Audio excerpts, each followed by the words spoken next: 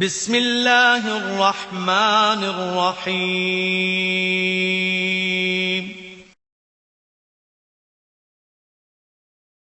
بسم اللہ الرحمن الرحیم۔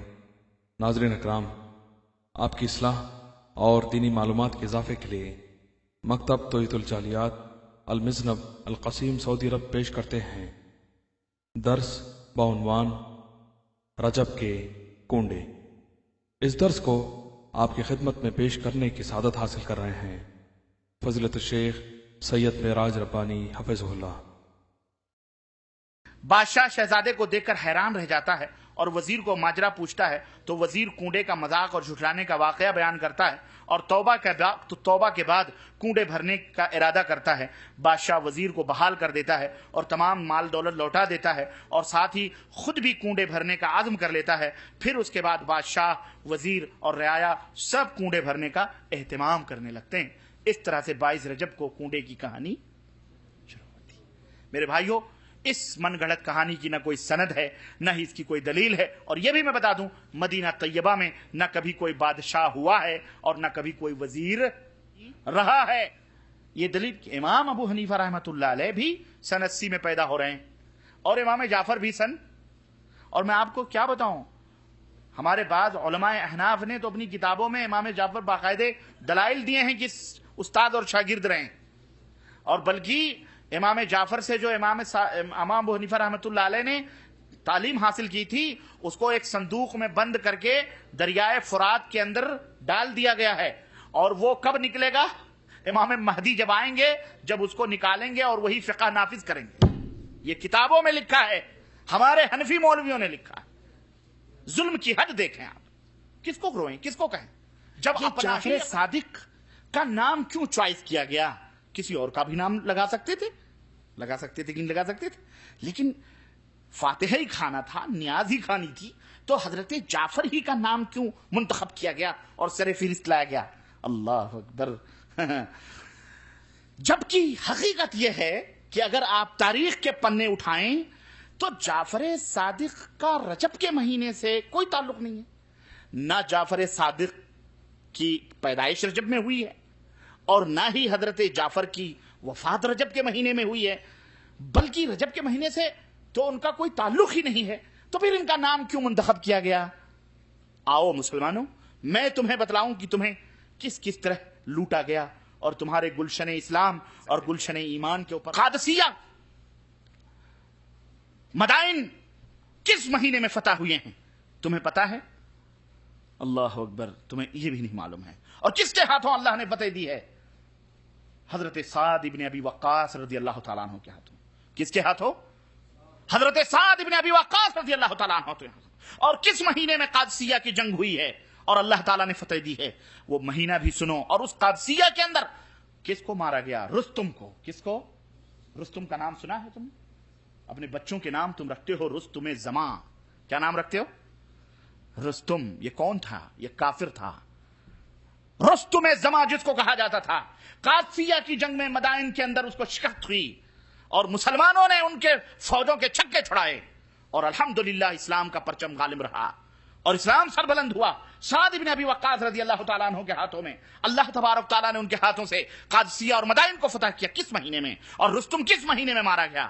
یہی محرم کا مہینہ تھا ہوگا۔ اور یاد رکھو لوگوں، شرک اور بدعت کی گٹھریاں اپنے سروں پر رکھ کر کے جب پل صراط کے اوپر سے گزرو گے اور تمہارے قدم لڑکھڑائیں گے تو اللہ کی قسم اس وقت نہ کوئی ولی تمہاری دستگیری کر سکتا ہے اور نہ ہی کوئی نبی اور نہ ہی کوئی مرشد تمہیں بچا سکتا ہے۔ یہ ساری خوش فہمیاں اور جھوٹی تسلیاں، یہ بیعتیں، یہ نیاز اور فاتح، یہ سب کے سب اسی دنیا کے اندر رہ جائیں گی۔ اور سنو، رب کا فرمان تمہیں پکار پکار کے کہہ رہا ہے کہ وَمَن يَهْدِ اللَّهُ فَهُوَ الْمُهْتَدِ وَمَن يُضْلِلْ فَلَن تَجِدَ لَهُ وَلِيًّا مُرْشِدًا۔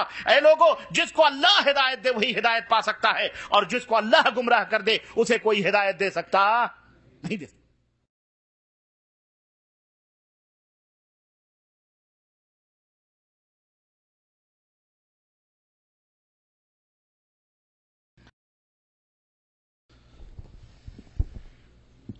السلام علیکم ورحمۃ اللہ وبرکاتہ۔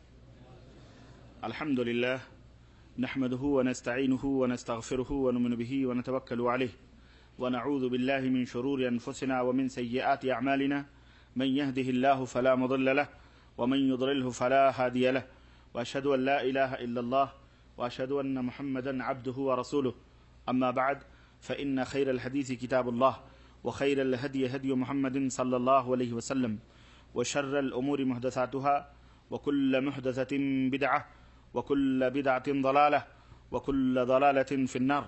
قال الله تبارك وتعالى في كلامه المجيد: أعوذ بالله السميع العليم من الشيطان الرجيم بسم الله الرحمن الرحيم يا أيها الذين آمنوا اتقوا الله حق تقاته ولا تموتن إلا وأنتم مسلمون واعتصموا بحبل الله جميعا ولا تفرقوا. وقال تعالى في مقام آخر: يا أيها الذين آمنوا أطيعوا الله وأطيعوا الرسول ولا تبطلوا أعمالكم. اللهم صل على محمد وعلى آل محمد كما صليت على إبراهيم وعلى آل إبراهيم إنك حميد مجيد.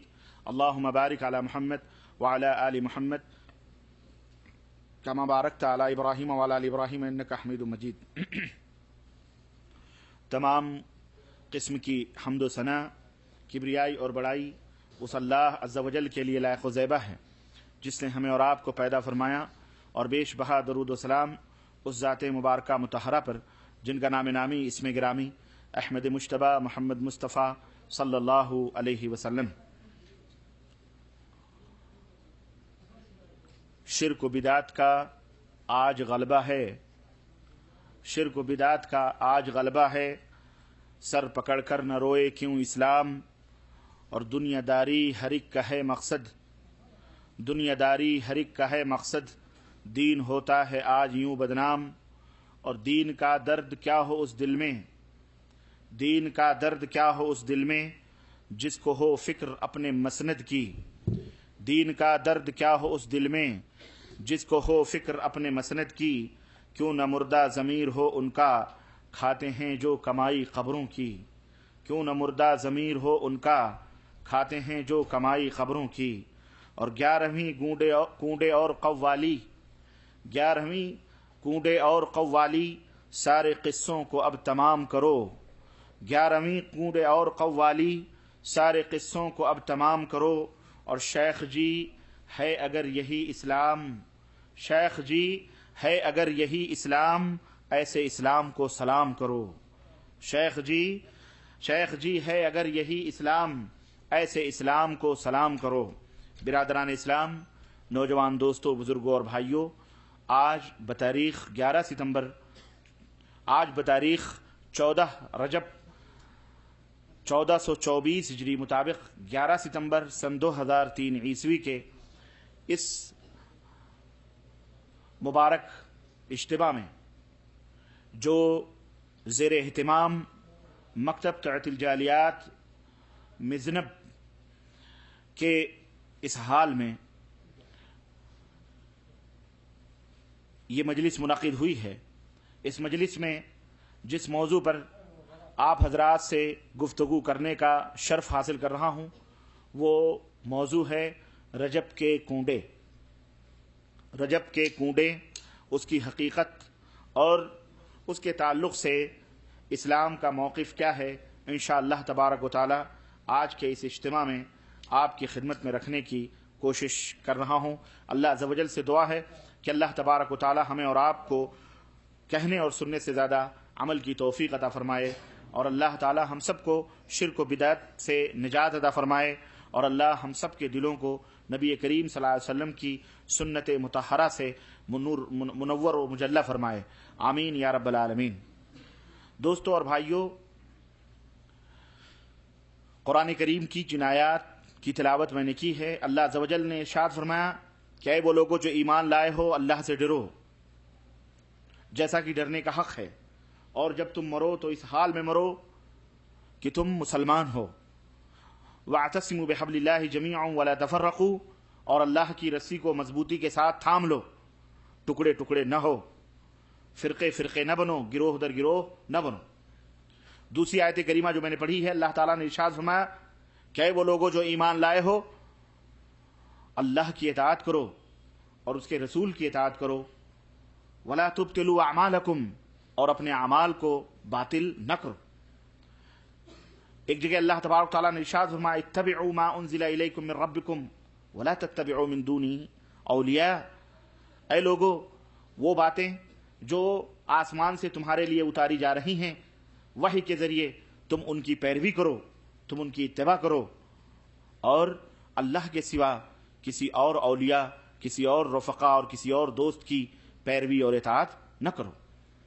میرے عزیزوں، میرے دوستوں اور بھائیوں، ایک جگہ اور اللہ تبارک تعالیٰ نے ارشاد فرمایا الیوم اکملت لکم دینکم واتممت علیکم نعمتی ورضیت لکم الاسلام دینا، کہ آج میں نے تمہارے لیے تمہارے دین کو مکمل کر دیا ہے اور میں نے اپنی نعمت کو پوری کر دی ہے اور میں دین اسلام سے راضی اور خوش ہوں۔ میرے بھائیوں، میرے عزیزوں، میرے دوستوں، دنیا کے اندر مسلمان دو طرح کے اعمال کرتے ہیں۔ دنیا کے اندر جتنے بھی مسلمان ہیں وہ جو بھی عمل کرتے ہیں وہ دو طرح کے، یا تو ان کے اعمال قرآن و سنت کے مطابق ہیں، قرآن و سنت کے فرمودات اور فرما تعلیمات کے مطابق ہیں، اللہ اور اس کے رسول نے جس طرح سے انہیں کرنے کا حکم دیا ہے اس کے مطابق ہیں، اور یا تو اس کے مخالف ہیں۔ اگر مسلمانوں کے اعمال قرآن و سنت کے مطابق ہیں تو انہیں اعمال صالحہ کہا جاتا ہے۔ ان اعمال کو کیا کہا جاتا ہے؟ اعمال صالحہ، نیک اعمال۔ اور اگر مسلمانوں کے اعمال قرآن و سنت کے مطابق نہیں ہیں تو انہیں اعمال سیئہ کہا جاتا ہے، برے اعمال سے انہیں تعبیر کیا جاتا ہے۔ ہم سب اس حقیقت کو جانتے ہیں کہ اسلام کی حقیقت کیا ہے۔ اسلام کی حقیقت یہ ہے کہ جو آسمان سے اللہ تبارک و تعالی نے اپنے نبی کے اوپر وحی نازل فرمائی ہے اسی کے مجموعے کا نام اسلام ہے، اسی کے مجموعے کا نام کیا ہے؟ اسلام ہے۔ یعنی ہمارا اسلام وہ ہے جسے زمین کے اوپر تعمیر نہیں کیا گیا، ترتیب نہیں دیا گیا، بلکہ عرش سے اللہ عز و جل نے اس اسلام کو ہمارے لیے نازل فرمایا ہے، اور وہ اسلام عرش سے ہمارے لیے آیا ہے، اور اپنے نبی حضرت محمد الرسول اللہ صلی اللہ علیہ وسلم پر اللہ تبارک و تعالیٰ نے اس کو اتارا ہے۔ یہی وجہ ہے کہ جا بجا قرآن کریم میں اللہ تعالیٰ نے اپنے بندوں کو ہر جگہ اپنے نبی کے پیچھے چلنے کا پابند بنایا۔ ہر جگہ اللہ تبارک و تعالیٰ نے یہی بتلایا ہے کہ میرے نبی کو فالو کرو، میرے نبی کی اتباع کرو، میرے نبی کے پیچھے چلو، بلکہ یہاں تک فرمایا کہ من یطع الرسول فقد اطاع اللہ، جو میرے رسول کی اطاعت کرے گا وہ تو اطاعت رسول کی کرے گا، لیکن در حقیقت وہ کس کی اطاعت ہوگی؟ اللہ کی اطاعت ہوگی۔ اللہ تعالیٰ نے یہاں تک فرمایا قل ان کنتم تحبون اللہ فاتبعونی یحببکم اللہ، اے نبی میرے بندوں سے آپ کہہ دو کہ اگر تمہیں اللہ سے محبت ہے اور تم یہ دعویٰ کرتے ہو کہ تم اللہ سے محبت کرتے ہو، فاتبعونی، تو میری پیروی اور میری اتباع کرو، یحببکم اللہ، اللہ تمہیں اپنا محبوب بنا لے گا، اللہ تمہیں اپنا دوست بنا لے گا، ویغفر لکم ذنوبکم واللہ غفور رحیم، اور اے میرے بندو تم نبی کی پیروی کرو گے، نبی کی اتباع کرو گے، اس اتباع کے عوض میں، اس اتباع کے بدلے ہم تمہارے گناہوں کو معاف فرما دیں گے، تمہارے گناہوں کو تمہارے لیے بخش دیں گے۔ اللہ تعالیٰ نے یہ عظیم مقام، یہ عظیم مرتبہ کسی بھی امتی کو عطا نہیں فرمایا، اللہ تعالیٰ کسی بندے کو عطا نہیں فرمایا کہ اللہ تعالیٰ نے دنیا میں کسی کے بارے میں یہ کہا ہو کہ لوگوں فلاں کی مان لو، جاؤ ہم نے تمہارے گناہوں کو معاف کر دیا، فلاں کو مان لو جنت میں چلے جاؤ گے، نہ، سوائے حضرت محمد الرسول اللہ صلی اللہ علیہ وسلم کے۔ اور اگر کسی شخص نے اس منصب کو اور اس مقام اور ہمارے نبی حضرت محمد الرسول اللہ صلی اللہ علیہ وسلم کی اس رفعت اور بلندی کو اور اس خصوصیت کو کسی بھی بندے کے ساتھ جوڑا تو یہ نبی کریم صلی اللہ علیہ وسلم کی شان میں بہت بڑی توہین ہے۔ کیوں؟ اس لیے کہ جو مقام اللہ تبارک تعالیٰ نے ہمارے نبی کو عطا فرمایا ہے اس مقام پر اللہ کے بعد کوئی بھی دنیا کی مخلوق فائز نہیں ہو سکتی۔ وہ مقام اللہ کے حبیب صلی اللہ علیہ وسلم کا ہے کہ اگر ان کی اتباع کی جائے گی، ان کے پیچھے چلا جائے گا، ان کی بات مانی جائے گی، ان کے اعمال کو اپنے اعمال سمجھے جائیں گے تو پھر وہ آدمی جنت میں جا سکتا ہے۔ اسی لیے اللہ کے نبی نے فرمایا کل امتی یدخلون الجنہ، میری امت کا ہر شخص جنت میں جائے گا الا من ابا، مگر وہ شخص جو انکار کرے۔ صحابہ کرام رضوان اللہ علیہم اجمعین نے فرمایا کہ اللہ کے نبی کون انکار کرنے والا ہے؟ آپ نے فرمایا کہ من اطاعنی دخل الجنہ، جو میری اطاعت کرے گا وہ جنت میں جائے گا، ومن عصانی فقد ابا، اور جس نے میری نافرمانی کی اس نے در حقیقت انکار کیا۔ اس لیے میرے مسلمان دوستو اور بھائیو، میں نے بتلایا کہ اسلام کی حقیقت یہ ہے کہ جو آسمان سے اتبعوا ما انزل الیکم من ربکم، اے لوگو تمہارے رب کی طرف سے جو باتیں نازل کی جا رہی ہیں، اتاری جا رہی ہیں، تم ان کی اتباع اور پیروی کرو۔ قرآن کریم کی یہ تمام آیتیں اور نبی کریم صلی اللہ علیہ وسلم کی یہ حدیث، اور صحیح بخاری کے اندر حضرت عائشہ رضی اللہ تعالی عنہا کی وہ حدیث پاک بھی آپ اپنے ذہن و دماغ میں رکھیں، جس میں نبی کریم صلی اللہ علیہ وسلم نے فرمایا کہ من احدث فی امرنا ھذا ما لیس منہ فہو رد، میرے لائے ہوئے دین میں، میرے لائے ہوئے حکم میں جس نے کسی نئی بات کا اضافہ کیا تو وہ مردود ہے۔ وہ کیا ہے؟ مردود ہے، وہ باطل ہے، وہ جھوٹ ہے، اس کو قبول نہیں کیا جائے گا۔ ومن یبتغ غیر الاسلام دینا فلن یقبل منہ وہو فی الآخرۃ من الخاسرین، اللہ نے فرمایا کہ اس اسلام کو جو اللہ کی طرف سے نازل کیا گیا ہے اور پیغمبر اسلام لے کر کے تمہارے پاس آئے ہیں، اس کو چھوڑ کر کوئی دوسری راہ تم اپناؤ گے، دوسرا راستہ اپناؤ گے تو وہ قبول نہیں کیا جائے گا، بلکہ وہ تمہارے منہ پہ مار دیا جائے گا اور آخرت میں تم خسارہ اور گھاٹا اٹھانے والوں میں سے ہو جاؤ گے۔ صحیح مسلم کے اندر اللہ کے رسول صلی اللہ علیہ وسلم ارشاد فرمایا کہ من عمل عملا لیس علیہ امرنا فہو رد، جس نے کوئی ایسا عمل کیا جو عمل ہم نے نہیں کیا ہے، جس نے کوئی ایسا عمل کیا جس عمل پر ہماری مہر نہیں، جس کو ہم نے نہیں کیا ہے، وہ عمل کیا ہے؟ مردود ہے، باطل ہے۔ وہ عمل کتنا حسین، کتنا خوبصورت کیوں نہ ہو۔ یہ آیات اور یہ احادیث میرے عزیزو، اور اللہ تعالیٰ نے فرمایا الیوم اکملت لکم دینکم، یہ دین مکمل ہے۔ یہ دین کیا ہے؟ مکمل کا مطلب سمجھتے ہو کیا ہے یارو؟ مکمل کا مطلب یہ ہے کہ بھرا ہوا ہے بالکل، اب اس میں ایک قطرے بھی اضافے کی گنجائش باقی نہیں۔ یہ دین مکمل ہے، کامل ہے، اس میں کسی کو بھی حذف یا اضافہ کرنے کی اتھارٹی حاصل نہیں ہے۔ یہ دین کامل ہے، اللہ کی طرف سے آیا ہے، اور یہ دین قیامت تک کے لیے آیا ہے۔ اب نہ کوئی دوسرا نبی آئے گا اور نہ ہی کوئی دوسرا دین آئے گا، یہی آخری نبی ہے اور یہی آخری دین ہے۔ اور قرآن کریم کی اس آیت کریمہ کو سامنے رکھتے ہوئے اس کا مطلب ہمیں واضح طور پر ہماری سمجھ میں یہ آتا ہے کہ جو بھی دینی احکامات اس امت کو دیے جانے والے تھے وہ سب کے سب اللہ تبارک و تعالیٰ نے اپنے بندوں کو دے دیے۔ الیوم اکملت لکم دینکم، دین مکمل ہو گیا، مطلب جو بھی احکامات، جو بھی فرمودات، جو بھی تعلیمات قیامت تک کے لیے اللہ تعالیٰ کو اپنے بندوں کو دینا تھا، اللہ تعالیٰ نے وہ تمام احکامات اپنے بندوں کو دے دیے، اور ہدایت کی یہ نعمت پوری ہو گئی، اور اس امت کے لیے جس دین اور جس طریقے عمل، جس دین اور جس طریقے کو پسند کیا گیا ہے اس کی تکمیل کر دی گئی ہے، اور اسی دین اسلام کو رب کی طرف سے پسندیدگی کی سند عطا کر دی گئی ہے کہ یہی میرے نزدیک سب سے زیادہ پسندیدہ وَرَضِيتُ لَكُمُ الْإِسْلَامَ دِينًا، وَرَضِيتُ لَكُمُ الْإِسْلَامَ دِينًا، اور میرے نزدیک پسندیدہ دین کون سا دین ہے؟ اسلام ہے۔ اب جو شخص بھی اللہ کا محبوب بندہ بننا چاہتا ہے، اللہ کا قریبی بندہ بننا چاہتا ہے، اور اللہ رب العزت سے قریب ہونا چاہتا ہے، اس کے لیے ضروری ہے کہ وہ اس کامل اور اس مکمل دین کا پابند اور پیروکار بن جائے، اور اسے اپنا اللہ اور اس کے مطابق اپنی زندگی کو گزارے، یہاں تک کہ اللہ اسے اپنا محبوب بندہ بنا لے گا۔ ہے کہ نہیں؟ اس آیت کریمہ سے واضح طور پر یہ بات سمجھ میں آتی۔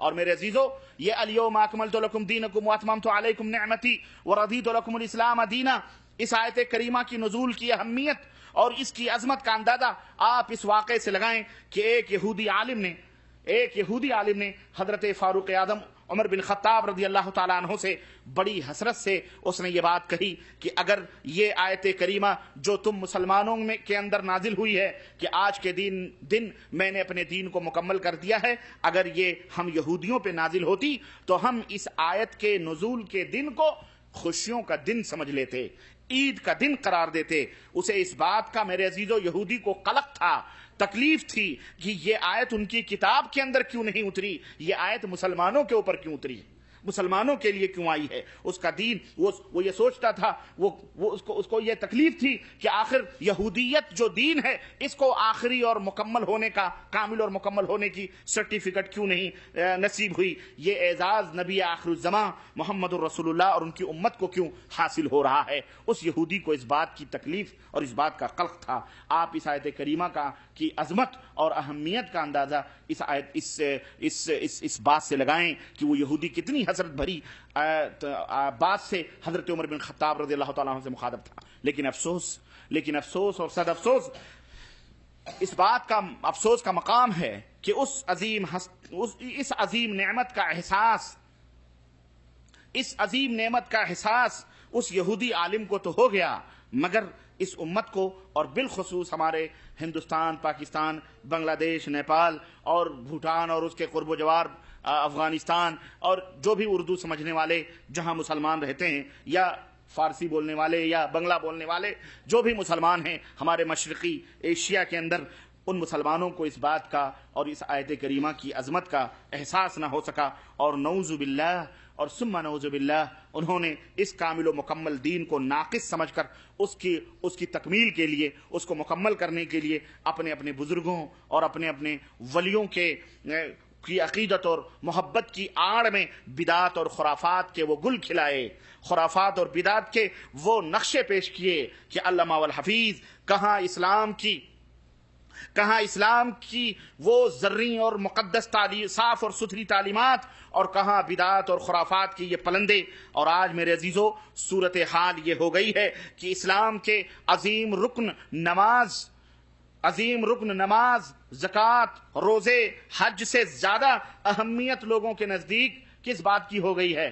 نظر و نیاز کی ہو گئی ہے، فاتحے کی ہو گئی ہے، سویم دویم تیجے اور 40ویں کی ہو گئی ہے، شب برات کی ہو گئی ہے، اور رجب کے کنڈوں کی ہو گئی ہے۔ فاتحہ اور نیاز کو اس کو حاصل ہو چکی ہے۔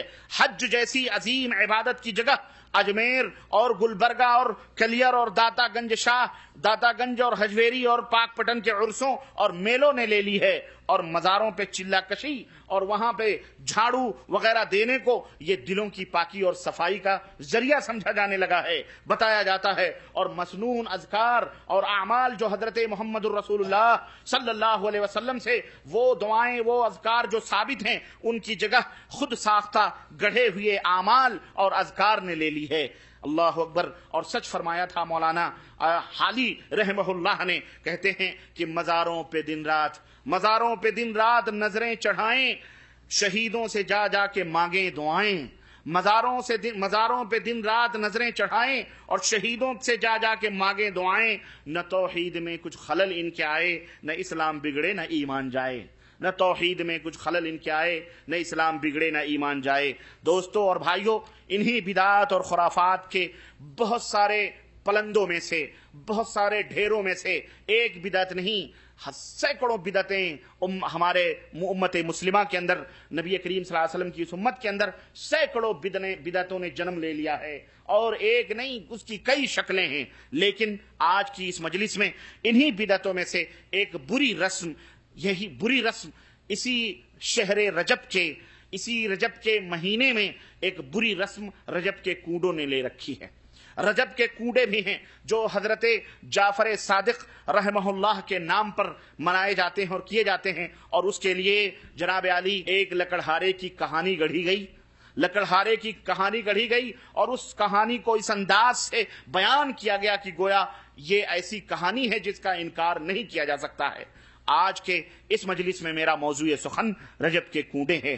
ہمارے ہندوستان میں، پاکستان میں، بنگلہ دیش میں اور مختلف گوشوں میں، یہ ہمارے بر صغیر ہی میں زیادہ سے زیادہ اس رجب کے کنڈوں کی بڑی شہرت اور بڑی اہمیت ہے۔ انشاءاللہ ہم آپ کی خدمت میں اس رجب کے کنڈے کی حقیقت کو کھول کر کے رکھیں گے، اور آپ کے سامنے ان حقائق کو بیان کریں گے کہ جناب عالی سن کر کے آپ کے ہاتھوں کے طوطے اڑ جائیں گے کہ اعوذ باللہ، ہم کیا سمجھ رہے تھے اور کہاں اور کس دلدل اور کس تاریکیوں میں ہم ٹامک ٹولیاں مار رہے ہیں۔ انشاءاللہ تبارک تبارک و تعالی ہم اس حقیقت کو سنیں گے انشاءاللہ. اللہ تعالیٰ سے دعا ہے کہ اللہ تعالیٰ ہمیں اس حقیقت کو بے نقاب کرنے کی توفیق عطا فرمائے اور ہم سب کو نبی کریم صلی اللہ علیہ وسلم کے دین کے خلاف جتنی بھی سازشیں اور باتیں ہیں اللہ ان کو چھوڑنے کی توفیق عطا فرمائے اور ہم سب کو شرک و بدعات سے نجات عطا فرمائے اور ہمارے دلوں میں توحید و سنت کی شمعوں کو اللہ تعالیٰ روشن فرمائے. آمین یا رب العالمین. میرے عزیزوں،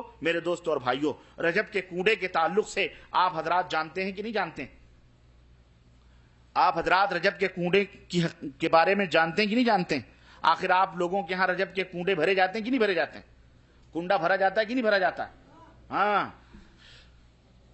اور بڑے شان اور بڑے شوکت سے بھرے جاتے ہیں یہ کنڈے. میں انشاءاللہ تعالی آپ کو لکڑہارے کی کہانی بھی بتلاؤں گا کہ وہ کہانی کیا ہے. سنیں گے اس کو؟ آپ لوگ جانتے ہیں لکڑہارے کی کہانی کو؟ بہت کم لوگ ہیں جانتے ہیں، عموماً عام طور پر لوگ نہیں جانتے.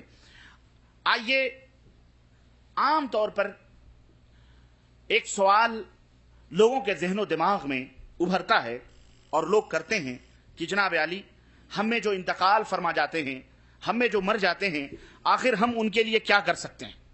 جو مر جاتے ہیں ہم ان کے لیے کیا کریں؟ زندگی میں تو ہم نے کچھ نہیں کیا، اب مرنے کے بعد محبتیں لوٹ لوٹ کے آتی ہیں. زندگی میں ہم نے پانی تک نہ پوچھا اس بیچارے کو، کبھی اپنے دروازے پہ چارپائی کرسی یا کوئی پٹرا وٹرا بھی نہ پیش کیا کہ بھئی لو بیٹھ جاؤ، یا چارپائی بھی نہ بچھائی. لیکن مرنے کے بعد بڑی محبتیں آتی ہیں. مرنے کے بعد میں اب یہ سوچتا آدمی اب کیا کریں کہ اس کی روح کو فائدہ پہنچے، کس طرح سے مردوں کی روح کو ہم تسلی پہنچا سکتے ہیں. چنانچہ یہ ایک الگ موضوع ہے کہ روحوں کو تسلی کیسے ملتی ہے اور ہم کس طرح سے روحوں کو فائدہ پہنچا سکتے ہیں، جس کی وضاحت کے لیے بہرحال ایک وقت درکار ہے. انشاءاللہ کبھی کسی موقع پر میں اس کی تفصیلی روشنی اس کے اوپر ڈالوں گا. مگر یہاں اتنا میں عرض کر دوں کہ میرے عزیزوں، میرے دوستوں، اسلام ایک کامل و مکمل دین ہے اور اس نے کسی بھی مسئلے کو تشنا یا ادھورا نہیں چھوڑا. آپ کو اگر روحوں کی تسلی کے موضوع پر اسلام سے معرفت حاصل کرنی ہو، علم حاصل کرنا ہو، تو آپ یہ نہ سوچیں کہ اسلام میں اس تعلق سے کوئی تعلیم موجود نہیں ہے. نہ، موجود ہے اور سیر حاصل بحث کی گئی ہے اور تشنا کامی کو ختم کیا گیا ہے اور مکمل اس تعلق سے اسلام اپنے ماننے والوں کو تعلیم دیتا ہے. تو کسی مسئلے کو اسلام کے اندر ادھورا نہیں چھوڑا گیا ہے اور نہ ہی مسلمانوں کو، یہ بات کان لگا کر کے سنو، نہ ہی مسلمانوں کو اسلام اس بات کی آزادی دیتا ہے کہ وہ اپنی جانب سے کسی بھی مسئلے کا حل نکالیں. سمجھ آئی کہ نہیں آئی؟ اللہ تبارک و تعالیٰ نے جس اسلام کا قلادہ ہمارے گردنوں میں ڈالا ہے اور جس اسلام کی طرف ہماری رہنمائی کی ہے، اس اسلام کی امتیازی خصوصیتوں میں سے ایک خصوصیت یہ بھی ہے کہ وہ اپنے ماننے والوں کو اپنی خواہشات اور اپنی مرضیات اور اپنی طبیعتوں کے مطابق چلنے کا حکم نہیں دیتا، بلکہ اس کی مرضیات، اس کی خواہشات کو، اس کے تمام سب آرزوؤں، تمناؤں کو، چاہتوں کو اسلام کے تابع کرنا پڑتا ہے. کس کے تابع؟ اسلام کے تابع کرنا پڑتا ہے. ہماری تمہاری کوئی چاہت، کوئی طبیعت، کوئی خواہش کچھ بھی نہیں. جو اسلام چاہے گا وہی ہوگا. ایک مسلمان کلمہ پڑھتا ہے تو اس کا یہی مطلب ہوتا ہے. اسلام نے اس بات کی آزادی ہرگز نہیں دی ہے کہ کوئی مسلمان اپنی طرف سے کوئی مسئلہ حل کر کسی مسئلے کا حل نکالے، نہ، بلکہ کتاب و سنت میں اس سلسلے میں پوری کی پوری مکمل رہنمائی موجود ہے کہ مرنے کے بعد اس کے ورثہ، گھر والے، رشتہ دار، عام مسلمانوں پہ اس کے تعلق سے کیا ذمہ داری عائد ہوتی ہے اور عام مسلمانوں کو کیا کرنا چاہیے، اس کے ورثہ کو کیا کرنا چاہیے، سب کچھ پیغمبر اسلام حضرت محمد رسول اللہ صلی اللہ علیہ وسلم نے بتلا دیا ہے. اب نبی کے رہنمائی پر، نبی کی تعلیم پر اگر کسی کو اطمینان نہ ہو، نبی کریم صلی اللہ علیہ وسلم کی فرمودات پر اگر کسی کو تسلی اور تشفی نہ ہو تو اس کا کوئی علاج دنیا میں موجود نہیں ہے. میرے بھائیو، نبی نے بتلا دیا ہے، اب تمہیں تسلی ہو نہ ہو تم اس کا کیا کر سکتے ہیں. اب آئیے اتنی بنیادی بات سمجھنے کے بعد اب ہم اصل موضوع پہ آتے ہیں. عام طور پر مسلمانوں میں 2 طرح کے فاتحے موجود ہیں. کتنی طرح کے؟ معلوم ہے کون کون سی طرح کے؟ 2 طرح کے فاتحے موجود ہیں اور بڑے زور و شور سے امت میں رائج ہیں ہمارے بر صغیر، ہندوستان، پاکستان، بنگلہ دیش وغیرہ میں. نمبر 1 رجب کا کنڈا، اس کا فاتحہ بڑے زور و شور سے ہوتا ہے. اور نمبر 2 ربیع الثانی میں، ربیع الاول میں یا ربیع الثانی میں 11ویں، ربیع الثانی میں ہاں 11ویں کی نیاز. یہ اور بات ہے کہ کچھ لوگوں نے اب ہر ہفتے کرنا شروع کر دیا ہے. کیوں؟ بڑی لذیذ ہوتی ہے نا، یہ بڑی لذت ہے. مرغ کٹتے ہیں، بکرے کٹتے ہیں، دیگیں ٹھنکتی ہیں ماشاءاللہ. اب کون سال بھر ربیع الثانی کا انتظار کرے؟ اس لیے جناب عالی اب اس 11ویں کو ہر ہفتے بولو، ہوتا ہے کہ نہیں ہوتا؟ کبھی شریک ہوئے ہیں آپ لوگ؟ یہاں بھی شریک ہوئے ہیں؟ یہاں نہیں بتانا، نہیں تو متوع کہیں چھاپا نہ پڑ جائیں. میرے عزیزوں، میرے دوستو، آپ پکاؤ کھاؤ، حلال کھاؤ حرام کھاؤ، اپنے گھر میں کھاؤ، کون دیکھتا ہے؟ لیکن اللہ سب سے بڑا ہے، جو تمہارا نگراں ہے، جو دیکھ رہا ہے جو بھی کر رہے ہو. کہنے کا مطلب یہ ہے کہ یہ 2 طرح کے فاتحے بڑے زور و شور سے ہمارے یہاں مناتے ہیں. آج میں 11ویں نہیں بلکہ رجب ہی کے اوپر، رجب کے کوڑے کے اوپر اپنی تحقیق میں پیش کرنے کی جرات کر رہا ہوں. اور رجب کے بعد جو دوسرا مہینہ آ رہا ہے، کون سا؟ اس میں بھی بڑی مارکت العرا بدعت اور شرک کے جو ہے وہ کیے جاتے ہیں، ہے کہ نہیں؟ اس میں بھی آ رہی ہر مہینے ہر مہینے مسلمانوں نے خوب جو ہے بنا کر کے. اور اللہ تعالیٰ نے صحیح فرمایا قرآن کریم میں کہ یا ایھا الذین آمنوا ان کثیرا من الاحبار والرہبان لیأکلون اموال الناس بالباطل. اے ایمان والو، بہت سارے علماء، بہت سارے مشائخ، بہت سارے دینی رہنما لوگوں کا مال باطل طریقے سے کھاتے ہیں، حرام طریقے سے کھاتے ہیں. لوگوں کا مال کس طریقے سے کھاتے ہیں؟ حرام طریقے سے کھاتے ہیں. وَيَصُدُّونَ عَن سَبِيلِ اللَّهِ، اور لوگوں کو اللہ کی راہ میں، اللہ کی طرف آنے سے لوگوں کو روکتے ہیں. آج کتنے لوگ ہیں حرام طریقے سے اپنے جہنم بھر رہے ہیں. یہ کسی نہ کسی نتیجے سے، کسی نہ کسی طرح سے تمہاری جیبوں سے نوٹ نکالنا اور اپنا جہنم بھرنا ان کا طریقہ بن چکا ہے، حرام طریقے سے. یہ اللہ تعالیٰ کا فرمان ہے. یہ کس کا فرمان ہے؟ اللہ تعالیٰ کا فرمان ہے. اس لیے اس کو اپنے ذہن میں رکھو میرے بھائیو. شاید آپ اس حقیقت کو جانتے ہیں کہ آؤ ہم تمہیں ذرا سا ابتدائے اسلام کی طرف، ابتدائے اسلام سے ہم تمہیں اس بدعت کی، رجب کے کوڑے کی حقیقت کو تاریخی تسلسل کے ساتھ جوڑ کر کے بتلاتے چلیں کہ آپ اس حقیقت کو شاید جانتے ہیں کہ اسلام کی شوکت و عظمت سے، ابتدائے اسلام کے اندر اسلام کی عظمت اور اس کی رفعت اور بلندی سے متاثر ہو کر بے شمار عجمیوں نے، بے شمار یہودیوں اور مجوسیوں نے اسلام قبول کر لیا. خوف سے، ڈر سے، لالچ سے امن اور راحت کو حاصل کرنے کے لیے جہاں جہاں اسلام کی فوجیں گئیں، بہت سارے لوگوں نے تو دل سے اسلام کو قبول کیا، لیکن بہت سارے لوگوں نے خوف اور ڈر سے اسلام کو بولو قبول کیا.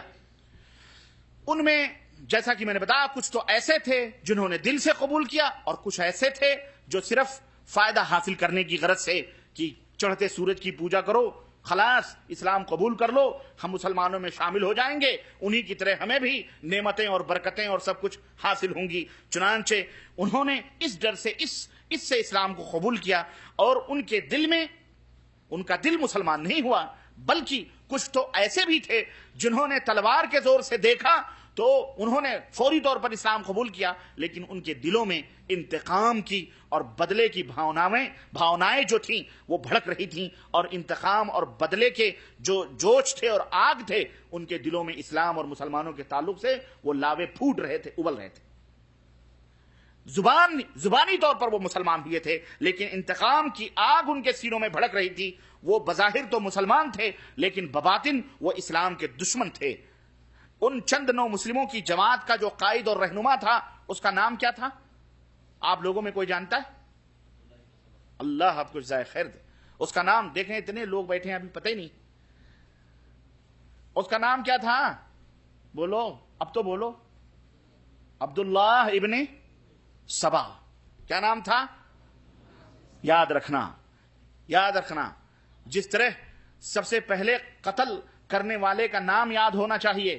کون ہے سب سے پہلا دنیا میں خون بہانے والا؟ قابیل.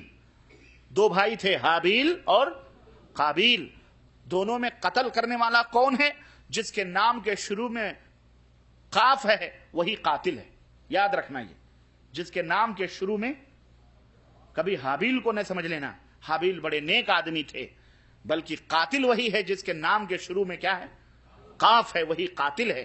تو جس طرح تمام اللہ کے نبی نے فرمایا قیامت تک جتنے قتل ہوں گے اس کی گردن پر اس کا خون کا ایک حصہ ہوگا قابیل پر، کیونکہ سب سے پہلے انسان کا خون اس نے گرایا ہے.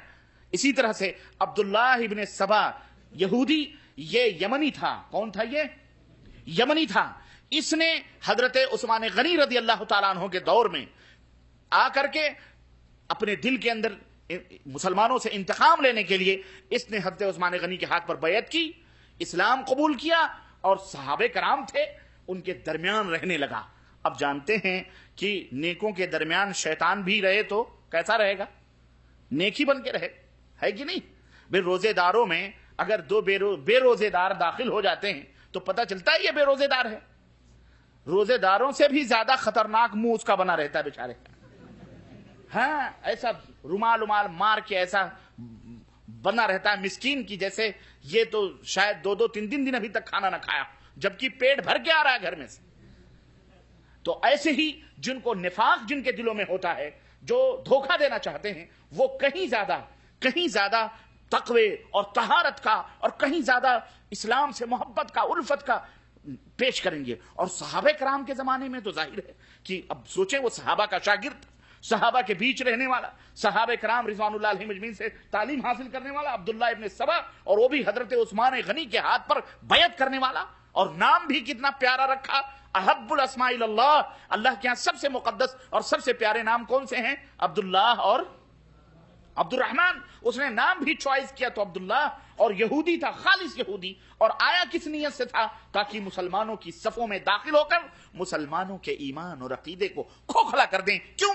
اس لیے کہ تلواروں سے اب ان کا مقابلہ ہم کرنے کے لائق نہیں رہے، تو اب ان کے ایمان اور عقیدے کو برباد کر دو، تاکہ جس طرح سے ہم اللہ کی رحمتوں سے دھتکار دیے گئے اور اللہ کی لعنتیں قیامت تک ہمارے اوپر آئیں گی، ایسے ہی یہ مسلمان بھی بے ایمان ہو جائیں، یہ بھی ہماری طرح ہو جائیں، تاکہ ان کے اوپر بھی دھتکار اور لعنتیں برستی رہیں اور ہم ان کے اوپر قبضہ کریں. ہم ان کے اوپر کیا کریں؟ ہاں، کیوں؟ اس لیے کہ گھٹیا مال جب شو روم میں ہوتا ہے کوئی چور اس کو ہاتھ نہیں لگا پاتا، لیکن جب وہ مال بیکار ہو گیا، بلدیہ کے ڈبے میں پھینک دیا گیا، تب کچرا ڈھونڈنے والے اس مال کو اپنے اپنے ہاتھوں میں لیتے ہیں. تو جیسے ہی جب ایمان مسلمانوں کے سینوں سے نکال دیں گے، پھر اللہ کی رحمت سے یہ دور ہو جائیں گے، پھر ان کو جیسے بھی چاہیں گے ہم ان کو استعمال کر سکتے ہیں. لیکن جب تک ایمان کا کرنٹ، ایمان کی بجلی ان کے سینوں کے اندر رہے گی، ان کو ہاتھ لگائیں گے تو شاٹ مارے گا، ان کو ہاتھ لگائیں گے تو کیا ہوگا؟ ہاں، آج تمہاری بستیوں کی بستیاں پلٹ رہے ہیں، یہ کہیں کوئی شاٹ ان کو لگتا ہے؟ ہاں، تم بالکل ایسے ترنے والے بن چکے ہو کہ وہ نگلتے جا رہے ہیں، ڈکار تک نہیں لے رہے ہیں. اتفاق سے آج کا یہ جلسہ 11 ستمبر کو ہو رہا ہے. وما ادراک 11 ستمبر. تمہیں معلوم ہے 11 ستمبر کیا ہے؟ معلوم ہے؟ یاد آ گیا؟ مجھے ابھی یاد آیا ہے تھوڑی دیر پہلے. اتفاق دیکھیں، 11 ستمبر یہودیوں کی سب سے بڑی پالیسی، یہودیوں کی سب سے بڑی سازش کامیاب ہو گئی. اور ان خبیث یہودیوں نے وہ حرکتیں کی کہ خود گند پھیلائی، خود یہ تمام سب حرکتیں کی، اور نام کس کو لگا دیا؟ بولو، مسلمانوں کو. اور 11 ستمبر سے مسلمانوں کا جو حشر ہو رہا ہے، آج دوسرا سال ہے یہ، اور آج رو رہے ہوں گے، بلبلا رہے ہوں گے. آج مسلمانوں اور اسلاموں سے نفرت پھیلانے کے لیے نہ جانے کیسے کیسے میڈیا استعمال کر رہے ہیں ہتھیار، اور میڈیا استعمال کر رہی ہے ایسے اسلحے کے علماء والحدیث. مسلمانوں، آج بھی ہم کو ہوش نہیں آ رہا ہے. ہم ایسے ان کفار و مشرکین یہود و نصارہ کے نوالے بن چکے ہیں، ترنوالے بن چکے ہیں، کہ آج ہم میں وہ نہ کرنٹ ہے، نہ ایمان کی بجلی ہے، نہ ایمان کا سوز ہے. آج سب کچھ بالکل نارمل موجود ہے، کچھ نہیں ہم کر سکتے. اور وہ جیسے چاہتے ہیں، جو چاہتے ہیں، جب چاہتے ہیں، آج ان کی جس ملک کو چاہتے ہیں ہلاک و برباد کر دیتے ہیں. افغانستان کو لوٹا ان ڈاکوؤں نے، عراق کو لوٹا ان ذلیلوں نے. اب دیکھو کن کن ملکوں کی باری آتی ہے. سمجھ آئی کہ نہیں آئی؟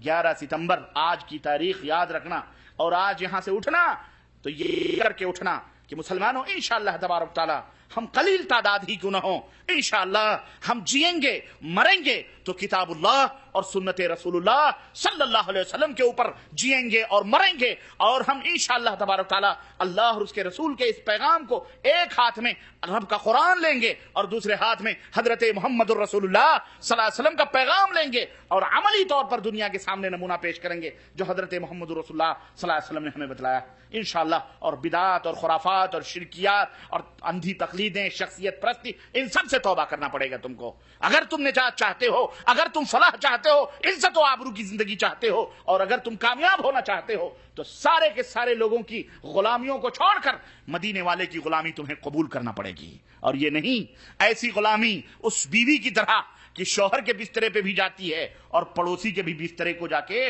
گرم کرتی ہے۔ اللہ، تمہیں ایسی بیوی پسند ہے؟ بولو۔ جب تمہیں ایسی بیوی پسند نہیں تو اللہ کو ایسے بندے بھی پسند نہیں ہیں جو ایک طرف تو لا الہ الا اللہ پڑھیں اور محمد الرسول اللہ کہیں، اور دوسری طرف امتیوں کے سام پیچھے پیچھے آنکھیں بند کر کے بکٹوٹ کی طرح دوڑتے چلے جائیں، شترے بے مہار کی طرح ان کی ہر علم گلم خرافات اور شرکیات اور ان کے تمام سب جو ہے فلسفے اور منطقوں کو ہضم کرتے چلے جائیں۔ یہ اللہ تبارک و تعالیٰ کو پسند؟ بولو۔ یاد رکھو، جس طرح تمہیں ایسی دوغلی بیوی پسند نہیں، ایسے اللہ کو ایسے دوغلے مسلمان بولو پسند نہیں۔ ایک چھوٹی سی میں نے مثال دی، تو کہنے کا مطلب یہ ہے کہ ان تمام سب سازشی ذہنیت کا، جن کے سینوں کے اندر اسلام کے خلاف انگارے ابل رہے تھے، ان کا لیڈر، ان کا قائد اور رہنما کون تھا؟ عبداللہ ابن سبا۔ کہاں کا رہنے والا تھا یہ کون تھا اصل میں؟ یہودی تھا۔ اس نے سوچا ہم اس طرح سے اب اسلام کا مقابلہ نہیں کر سکتے، چنانچہ بڑے سازش کے ساتھ تمام یہودیوں نے مل جل کر کے اس کو پش کیا، اسلام کے اندر لایا۔ ہاں، جس طرح آج تمہارے ملکوں میں کفار ممالک ریڈ کراس کے نام پر اپنے اپنے جاسوس بھیجتے ہیں۔ کیا بھیجتے ہیں؟ ہاں، مدد کرنے جا رہے ہیں۔ کس کی مدد کر رہے ہیں؟ تمہاری؟ ارے تمہیں 2-4 انجیکشن دیتے ہیں اور باقی اپنے اپنے ملکوں کی، بولو، جس کی کھاتے ہیں ان کی مدد کرتے ہیں۔ اور وہ کون سی ٹیم ہے جو جب کہیں کوئی فساد ہوتا ہے تو باقاعدے بلائے جاتے ہیں باہر سے کہ آئے، وہ CID آتی ہے چیک کرنے کے لیے، اس کو کیا کہتے ہیں؟ اس کو کیا کہتے ہیں اس CID ٹیم کو؟ FBI۔ ہاں، CBI FBI، CBI سے بڑی FBI ہے۔ ہاں، وہ آتی ہے، کیوں؟ تاکہ یہاں یہ کیس ہوا ہے، اس کیس کے اوپر ہمیں مکمل طور پر اسٹڈی کرنی ہے اور ہمیں کیس کرنے والوں کا پتہ لگانا ہے، تو FBI آتی ہے بڑے معزز اور بڑے محترم انداز میں، اور ان کو مکان دیا جاتا ہے رہنے کے لیے، سب کچھ ان کی عزت ہوتی، اور جتنے ملک کے نظامی اور وہ ہوتے ہیں، راز ہوتے ہیں، سب کچھ اوپر، مجرم کم، وہ اس ملک میں مجرم زیادہ بناتے ہیں، وہ خود جرم کرتے ہیں اور ملک کو کھوکھلا کر دیتے ہیں، جس ملک میں جاتے ہیں کھوکھلا اور برباد کر دیتے ہیں۔ اس کے بعد دادا کو کہتے ہیں اب آ جاؤ، بجلی غائب ہے، کرنٹ خلاص ہے، پیٹ لو جیسے پیٹنا چاہتے ہو۔ سمجھ آئی کہ نہیں آئی؟ اس لیے مسلمانوں، اللہ کے بندو، اے میرے نبی کی پیاری پیاری امت کے لوگوں، رحم تمہارے اوپر آتا ہے اور اپنے اوپر آتا ہے کہ آج ہم کیوں نہیں ہوش کے ناخن لے رہے، آج ہم کیوں غفلتوں کی چادر اوڑے ہوئے سو رہے ہیں؟ ہمارے ملکوں میں جو سازشیں ہو رہی ہیں، ہمارے اپنے ملکوں کے اندر جو ہمارے سازشیں ہو رہی ہیں، اس کو بھی ہم نہیں پہچان رہے، ہم اس کو بھی جاننے کی کوشش نہیں کر رہے ہیں۔ ہم کب بیدار ہوں گے جب ہم کو ہلا کو برباد کر دیا جائے گا، اور جب ہم کو ہمارے پیروں کے نیچے سے زمینیں کھینچ لی جائیں گی اور ہمیں قبروں کے اندر سلا دیا جائے گا۔ آج ہماری مدد کو کوئی نہیں آ رہا ہے، اگر اللہ مدد نہ کرے تو کوئی کر سکتا؟ آج جتنے بھی تم مردے پوج رہے، جتنے بھی قبریں پوج رہے، جتنے بھی بابے ہیں، جتنے بھی پگاڑے ہیں، جتنے بھی پیر اور مولوی ہیں، جتنے بھی صوفی سنت ہیں، جتنے بھی چلے پلے ہیں، اور جتنے بھی دنیا کے اندر تم پوج رہے ہو، ہمارے ملکوں کے اندر گلی گلی محلے محلے چادر چڑھ رہی ہے، یہ فلانے شاہ کا، یہ فلانے بابا، کوئی مدد کرنے کے لیے تیار ہے؟ کوئی مدد کر رہا ہے تمہاری؟ بولو، کوئی آ رہا ہے؟ کیوں نہیں آ رہا ہے؟ اس لیے کہ جن کی اللہ مدد نہ کرے ان کی کوئی مدد کر سکتا اس لیے اپنے اللہ سے اپنے رشتوں اور اپنے تعلقات کو جوڑو۔ میرے عزیزو، بات لمبی نہ ہو، میں عرض یہ کر رہا تھا، یہ جو 9 مسلموں کی ٹیم تھی جو اس لیے تیار ہوئی تھی تاکہ اندر سے مسلمانوں کو برباد کیا جائے، اس کا قائد و رہنما کون تھا؟ عبداللہ ابن سبا یہودی تھا، جو حضرت عثمان کے دور خلافت میں اسلام لایا۔ اور سبائی گروہ، ہر زمانے میں یہ گروہ اپنا کام کرتا رہا، یہ ٹیم اپنا کام کرتی رہی۔ اس کی کوشش یہی رہی کہ کسی طرح سے مسلمانوں کے عقیدوں میں زہر کھول دیا جائے، شرک اور بدعات کا زہر مسلمانوں کے عقیدوں میں گھول دیا جائے اور انہیں کتاب و سنت کی صحیح تعلیمات سے بے بہرا اور اندھا کر دیا جائے۔ چنانچہ ان کی یہ کوشش کامیاب بھی ہوئی اور انہوں نے اپنے فاسد عقیدوں پر اسلام کی چھاپ لگا کر، یہ میڈین، یہ چائنا ہے، لیکن اس کے اوپر کس کی چھاپ لگائی؟ جاپان کی، تاکہ بیٹا مارکیٹ کے اندر زیادہ چلے۔ تو تھی تو ان کی تھی وہ چیز، تو ان کی پروڈکشن، ان کی بنائی ہوئی، انہوں نے تیار کی تھی اپنے مزاج، وہ اپنے دماغ سے، لیکن اس کے اوپر چھاپ کیا لگائی؟ اسلام کی مہر لگائی۔ کس کی؟ تاکہ اسلام کے نام پر مسلمانوں کے اندر اس کو سپلائی کیا جائے۔ چنانچہ انہوں نے اپنے باطل عقیدوں پر اسلام کی مہر لگا کر مسلمانوں میں عام کر دیا۔ اہل بیت، حضرت علی، حضرت حسن، حضرت حسین اور فاطمہ کی محبت اور اولیاء کرام، صالحین اور بزرگوں کے عنوان سے انہوں نے بے شمار مشرکانہ عقیدے اور رسم و رواج مسلمانوں میں پھیلا دیے۔ اولیاء کا نام لے کر، بزرگوں کا نام، بڑے بزرگ، بہت بڑے بزرگ ہیں، نظر اٹھتی ہے تو بس صحرا بھی سبزہ زاروں میں تبدیل ہو جاتے ہیں۔ ایسے ایسے کرامتیں، ایسی سی باتیں علامہ والحفیظ بزرگوں اور صالحین گڑھ گڑھ کر کے ان کے مراتب اور مقام بیان کیے گئے، ان پہ خوشنما عنوانات کا ایسا خول چڑھایا کہ عوام تو عوام، اچھے اچھے لوگوں کو بھی یہ احساس نہ ہو سکا کہ ان دشمنان اسلام نے اپنی شکست اور پرانی ذلت کا انتقام کس کس نئے ڈھنگ سے لیا ہے اور کس کس زاویے اور کس کس گوشوں سے مسلمانوں کے اوپر حملہ کیا ہے۔ چنانچہ ان کا ایک طریقہ میں بتلاؤں آپ کو، ان کا ایک طریقہ تو یہ تھا کہ وہ کام مسلمانوں سے لیتے تھے، اور وہ کام لیتے تھے جو کام ان کے مطلب کا ہوتا تھا۔ کام تو ان کے مطلب کا ہوتا تھا، لیکن وہ لیتے کس سے تھے؟ کس سے لیتے تھے؟ جیسے 11 ستمبر کو ورلڈ ٹریڈ سینٹر توڑا یہودیوں نے، اور نام کس کا لگا دیا گیا؟ مسلمانوں۔ کیوں؟ اس لیے کہ مسلمانوں کو پیٹنا ہے، مسلمان بڑھ رہے ہیں، مسلمان آگے جا رہے ہیں، مسلمان ترقی کر رہے ہیں، مسلمانوں کو کسی طرح سے پیچھے۔ وہ اپنی پرانی دشمنیاں جو ہمارے اسلاف نے ان کو ناکوچ نے چبوائی تھی اندلس کے میدانوں میں، قرطبہ کے اندر، اور ان کو افریقہ کے صحراؤں میں اور مختلف جزیروں میں، اسپین، ہر جگہ ان کو ذلت کے قلادوں میں لپیٹا تھا ہمارے اسلاف نے۔ وہ انتقام اب لے رہے ہیں یہ ہم سے، مسلمانوں سے۔ اور کب؟ جب ہم بالکل نہتھے ہو چکے، ہمارے ہاتھوں سے سب کچھ لٹ گیا۔ اس طرح سے مسلمانوں، میرے عزیزوں، میرے دوستوں، انہوں نے مسلمانوں سے کام لیا، اپنے مطلب کا کرواتے تھے، اور عنوان ایسا رکھتے تھے کہ مسلمانوں کو بجائے عار اور شرمندگی کے انہیں فخر محسوس ہو۔ کام مسلمان کریں تو ایسا نہیں، بلکہ فخریہ وہ کام کریں۔ میں آپ کو مثال دوں، اس کی مثال آپ کو میں بتاؤں۔ غزوہ خیبر، پتا ہے کس مہینے کے اندر یہ غزوہ ہوا ہے؟ غزوہ خیبر کس مہینے میں ہوا ہے؟ اور یہودیوں کو اللہ کے رسول صلی اللہ علیہ وسلم نے ناکوں چنے غزوہ خیبر میں چبوایا ہے، کس مہینے میں ہوا ہے؟ کسی کو نہیں معلوم ہے۔ تمہیں اپنی تاریخ کا بھی پتا نہیں، یہ کتنے سینکڑوں کی تعداد میں بیٹھے ہو اور کہتے ہو ہم مسلمان ہیں، تمہیں نبی کی سیرت اور نبی کے غزوے کا بھی پتا نہیں۔ غزوہ خیبر کس مہینے میں ہوا ہے؟ یہ بتاؤ، حضرت حسین رضی اللہ تعالیٰ عنہ کی شہادت کس مہینے میں ہوئی ہے؟ محرم۔ جو حقیقی بات ہے اس کا تمہیں علم نہیں، اور جو جھوٹ ہے اس کا تمہیں بہت اچھی طرح سے علم ہے۔ یہی میں تمہیں بتلانا چاہ رہا ہوں، یہی میں تمہیں فکر دینا چاہ رہا ہوں کہ دشمن نے جو تمہارے ساتھ حرکتیں کی ہیں، مسلمانوں، حضرت حسین نماز رسول رضی اللہ تعالی عنہ، ان کی شہادت ماہ محرم میں ہرگز قطعی نہیں ہے، بلکہ بعض روایتوں کے اندر یہاں تک آتا ہے کہ ماہ سفر میں ان کی شہادت واقع ہوئی ہے۔ اب آپ کہو گے یہ تو ربانی صاحب یہ عجیب و غریب بات کر رہے ہیں، لیکن اٹھاؤ تاریخ کے پردے، اٹھاؤ تاریخ کو، تب تمہیں پتا چلے گا۔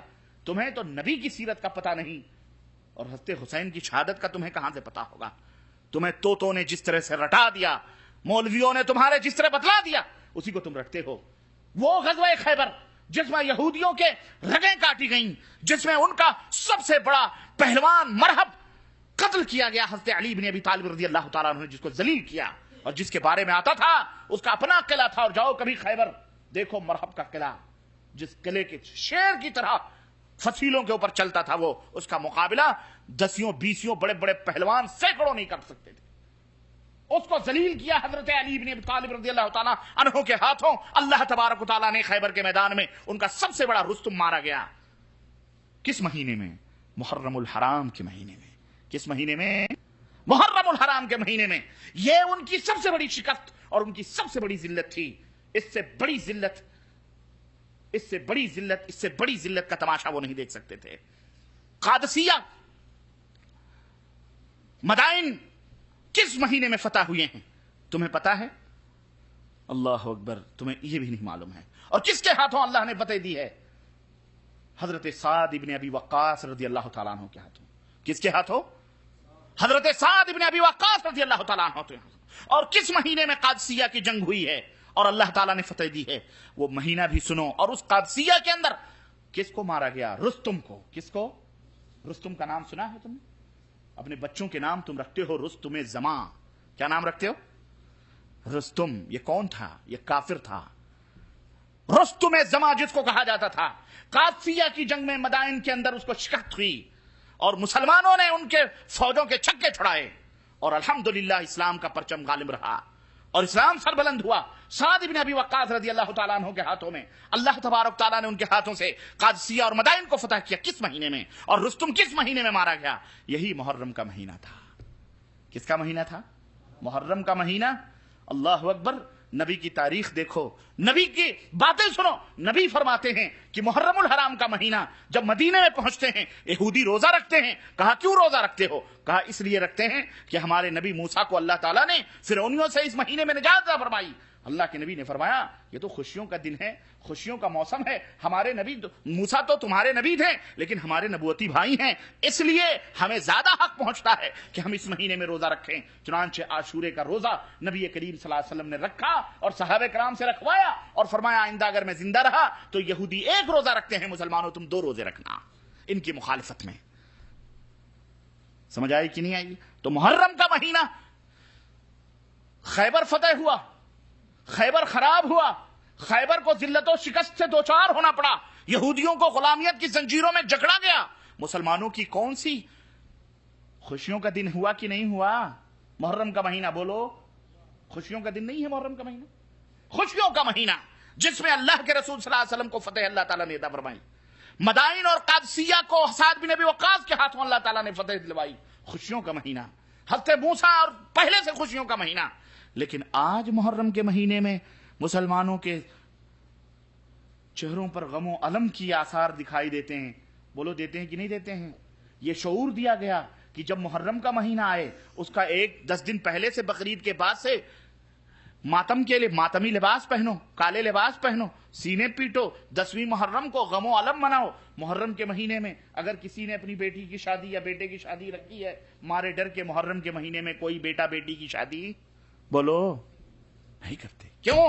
کہتے ہیں غموں کا مہینہ ہے۔ میرے عزیزوں، میں نے ابھی ایک بات کہی ہے، یہودی کام اپنا کرواتے تھے، یہودی کام لیکن خود نہیں کرتے تھے، اسے مسلمانوں کے ہاتھوں کرواتے تھے اور بڑا ہی خوبصورت نام دیتے تھے، تاکہ یہ مہینہ محرم الحرام کا جو مہینہ ہے، یہ مہینہ یہودیوں کے غموں کا مہینہ ہے، یہودیوں کی ذلتوں کا مہینہ ہے، یہودیوں کی ذلت و رسوائیوں کا مہینہ ہے، جس میں ان کا بڑا پہلوان مرحب مارا گیا، انہیں جلا وطن کیا گیا، خیبر میں ذلیل کیا گیا، غلام بنایا گیا، ان کی جاگیریں لی گئیں۔ اسی طرح سے قادسیہ کے اندر رستم کو مارا گیا۔ یہ ان کی اپنی کس کا مہینہ ہے؟ غم و الم کا مہینہ ہے۔ انہوں نے سوچا ہم تو غم منائیں، مسلمان خوشی منائیں، ایسا کیسے ہو سکتا ہے؟ لاؤ کچھ ایسا اس کو پلٹا جائے کہ جس غم میں ہم جل رہے ہیں اسی غم میں مسلمانوں کو بھی جلایا جائے۔ انہوں نے پھر ایشو بنایا، اور کس کو؟ غم حسین، ماتم حسین کا ایشو بنایا، جبکہ محرم کے مہینے میں حسین ابن علی رضی اللہ تعالی عنہما کی شہادت کا تذکرہ بہت کم کتابوں میں، اور بلکہ سفر یا اس سے سفر اور اس کے بعد والے مہینوں میں بعض روایتوں میں آتا ہے کہ ان کی شہادت ہوئی۔ سمجھ آئی کہ نہیں آئی؟ بولو، اب بات سمجھ میں آئی کہ نہیں آئی؟ اور سنو، حسین سے بھی بڑھ کر کے لوگ ہوئے تھے کہ نہیں ہوئے تھے؟ بولو، باپ بڑا یا بیٹا؟ علی کو کب شہادت نصیب ہوئی رضی اللہ تعالی عنہ؟ داماد رسول حضرت علی کی شہادت پر تو کوئی دن نہیں منایا جا رہا ہے۔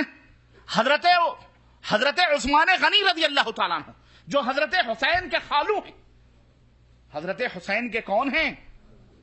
حضرت عثمان کا مقام بلند ہے کہ حضرت حسین کا مقام بلند ہے؟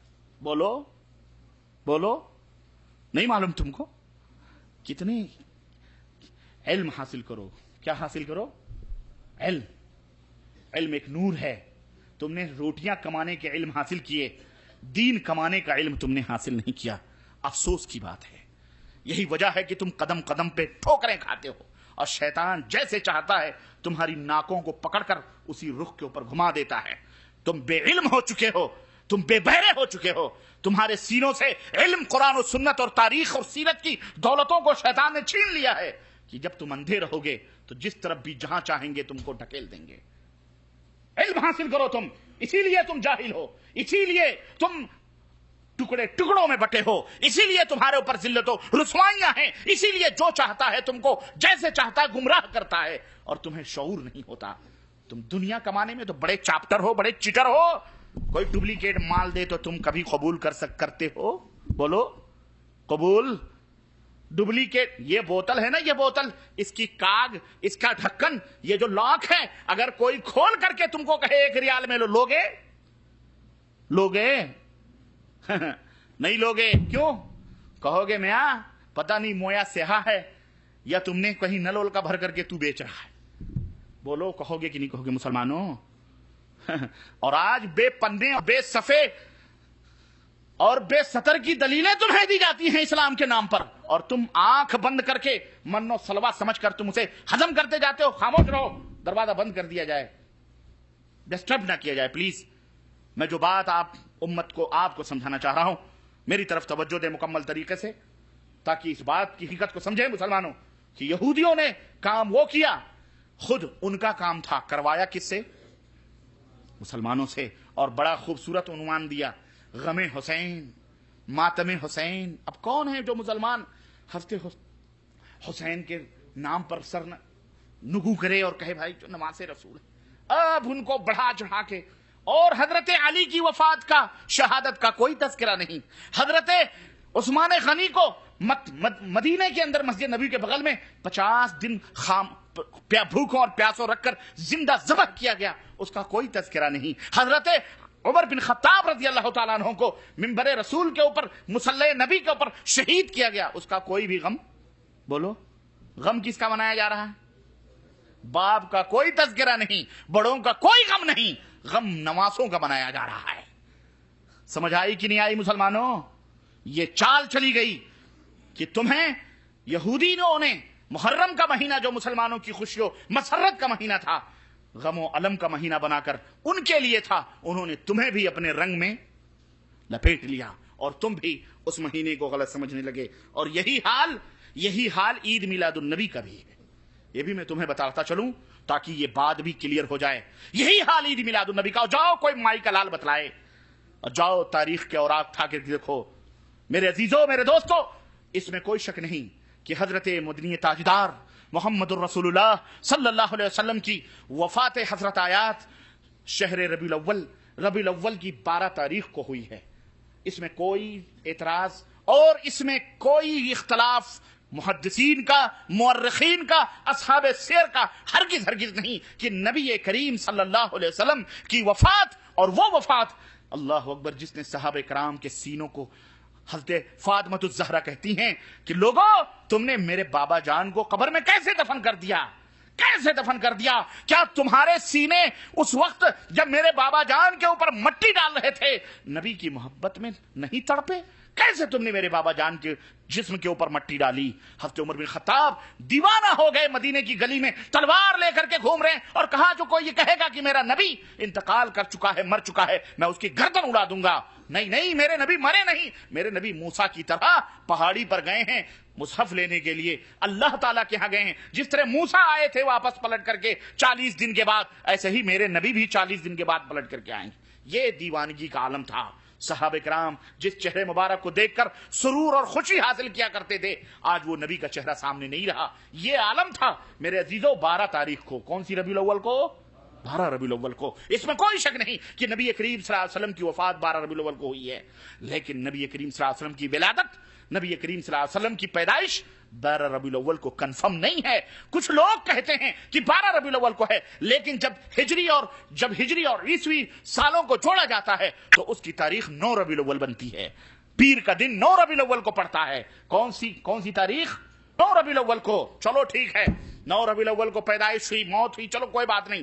پیدائش اور موت، نبی کریم صلی اللہ علیہ وسلم پیدا ہوئے اور انتقال کیا آپ نے، آپ کی زندگی گزری، صحابہ کی زندگی گزری، نہ کوئی غم نہ کوئی خوشی۔ غم منایا گیا 12 ربیع الاول کو، کیا منایا گیا؟ لیکن واہ یہودیوں کی سازشوں میں اور ان یہودیوں کی سازشوں میں گمراہ ہونے والے مسلمانوں نے کیا رنگ دکھلایا، کیا بتلایا؟ ہاں اب کہیں گے کہ نبی مر چکے ہیں، اب خوشی منائیں گے، چمٹے بجائیں گے، ڈھپ پیٹیں گے، ڈھول پیٹیں گے، تاشے بجائیں گے، بھنگڑے ڈالیں گے، ناچیں گے، جلیبیاں بانٹیں گے، اور کیا کہتے ہیں بریانیاں کھائیں گے، ٹھرے چلیں گے، پیپسی اور اس کی بوتلیں چلیں گی۔ کیسے چلیں گی؟ کیسے کھائیں؟ کہا دیکھو مسلمانوں، دیکھو چال دیکھو کیا چلی گئی۔ مسلمانوں کے آنکھوں پر پٹی باندھی گئی، کس بات کی؟ کہ دیکھو عیسیٰ بڑے کی ہمارے نبی بڑے؟ لوگوں نے کہا نہیں، ہمارے نبی بڑے، اور یقیناً بڑے، اس میں کوئی شک ہے؟ بولو، ہمارے نبی افضل الانبیاء، افضل البشر ہیں، ہمارے نبی سب سے بڑے۔ کہا جب ہمارے نبی بڑے تو عیسیٰ زندہ، ہمارے نبی مر کیسے گئے؟ ہاں مرنا توہین ہے، عیسیٰ زندہ ہیں، عیسیٰ آخری دن آئیں گے جب قیامت آئے گی، عیسیٰ علیہ السلام آئیں گے، قیامت آئے گی تو جب آئیں گے تو عیسیٰ آئیں اور ہمارے نبی نہ آئیں، یہ کیسے ہو سکتا ہے؟ اس لیے مسلمانوں ہمارے نبی مرے نہیں، بلکہ ہمارے نبی پردہ فرما چکے ہیں۔ کیا فرما چکے ہیں؟ ہاں وصال ہو چکا ہے، پردہ فرما چکے ہیں۔ ایک لمحے کے لیے آئی تھی انہیں بھی موت، پھر ہمیشہ کے لیے ان کی موت مر گئی۔ ہمارے نبی زندہ ہیں، ہمارے نبی مرے نہیں ہیں۔ اللہ اکبر۔ جب یہ چشمہ لگایا گیا، یہ پٹی مسلمانوں کی آنکھوں پہ ڈالی گئی تاکہ نبی کی موت اور نبی کی وفات کا جو غم مسلمانوں کے سینے میں ہو۔ نبی کے مرنے سے، وفات پانے سے اس دنیا میں کس کو سب سے زیادہ خوشی ہوئی تھی؟ بولو۔ ہاں یہودوں اور نصارہ کو جتنی دشمنی تھی نبی کی موت پر، اتنی ہی ان کو بولو خوشی ہوئی تھی، کیونکہ یہی سب سے بدترین دشمن تھے محمد الرسول اللہ صلی اللہ علیہ وسلم کے۔ اس لیے نبی کی وفات پر انہی کو سب سے زیادہ غم، انہی کو سب سے زیادہ خوشی ہوئی تھی۔ اب یہ خوشیاں کیسے منائیں؟ خود تو خوشیاں مناتے تھے، اب مناتے تو اب انہوں نے سوچا مسلمانوں کو بھی شریک کریں۔ ہوا کیا نتیجہ؟ ہوا یہ کہ یہ عقیدہ گڑھا گیا کہ نبی مرتا نہیں ہے، نبی زندہ رہتا ہے۔ اس لیے اے لوگو، نبی اب کیا کرو، جب زندہ ہیں تو اب خوشیاں ہماری خوشیوں میں تمہیں بھی شریک کرنا ہے۔ زندہ رہنے کا عقیدہ مسلمانوں کے آنکھوں پہ چڑھایا گیا اور کہا گیا نبی زندہ ہیں، اور جب زندہ ہیں تو عید میلاد النبی کے بھنگڑے ڈالو، چمڑے بجاؤ، جلوس نکالو۔ اب جناب علی دیکھو اپنے ملکوں کے اندر کارنروں پہ جگہ ٹرکوں کے اوپر، باقاعدے اونٹوں کے اوپر عربوں کے لباس پہنا کر بچوں کو، جوانوں کو، سب کو نقلی داڑھیاں لگا کر کے ہاتھ میں تسبیح، عید میلاد النبی کا جشن منایا جا رہا ہے کہ نہیں؟ حقیقت خوشیاں منائی جاتی ہیں کہ عید میلاد النبی، نبی پیدا ہوئے۔ ارے ظالموں، میں کہتا ہوں کہ جس دن تمہارے باپ کی میت ہو یا تمہاری ماں کی میت ہو، اسی دن اگر تمہارا باپ پیدا ہوا ہو تو بتاؤ میت مناؤ گے یا تم غم مناؤ گے یا تم خوشیاں مناؤ گے؟ ہمارے نبی کی وفات 12 ربیع الاول کو ہوئی ہے آج، اور ہمارے زمانوں میں آج سے 20 برس پہلے سے لوگ 12 وفات ہی کہا کرتے تھے۔ کبھی کسی نے سنا تھا؟ ہمارے بزرگ بھی بیٹھے ہیں، مجھے بتائیں کہ 12 وفات کے سوا اور عید میلاد النبی کا کوئی نام سنا تھا آج سے 20-25 سال پہلے؟ 12 وفات ہی سب کہا کرتے تھے. انہوں نے سوچا کہ 12 وفات کا نام تبدیل کرو.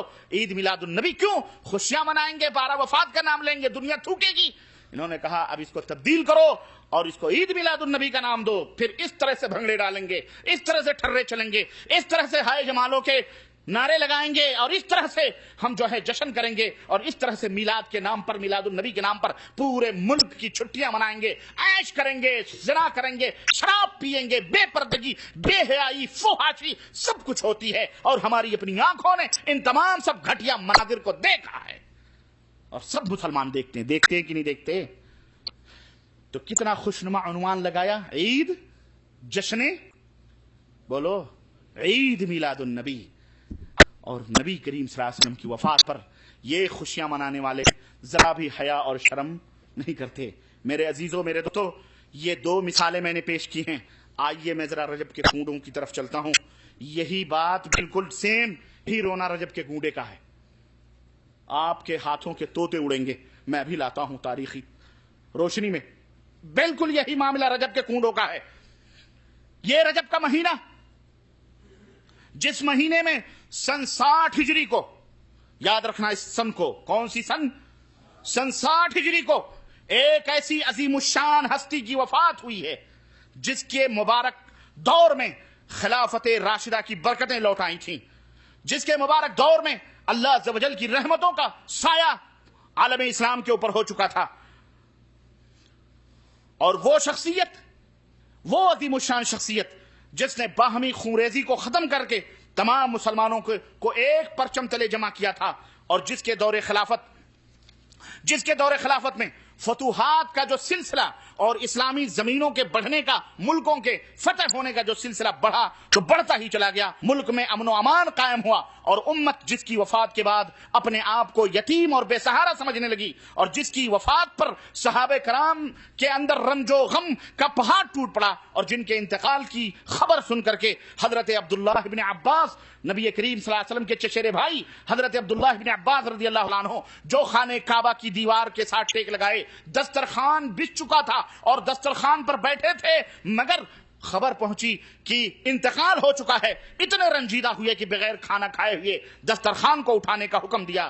میرے بھائیوں, میرے عزیزوں, وہ عظیم شخصیت جس نے 20 برس تک بغیر کسی شرکت غیر اپنی حکومت اسلامیہ کو قائم رکھا. تمہیں پتا ہے کہ وہ عظیم شخصیت مسلمانوں کی کون سی تھی؟ جزاکم اللہ خیر الجزا. وہ عظیم اور بے مثال شخصیت جس نے 20 برس بغیر شرکت غیر پورے عالم اسلام کو ترقی کے راہوں پر گامزن کیا, وہ عظیم شخصیت تھی کاتب وحی ام المومنین حضرت ام حبیبہ کے حقیقی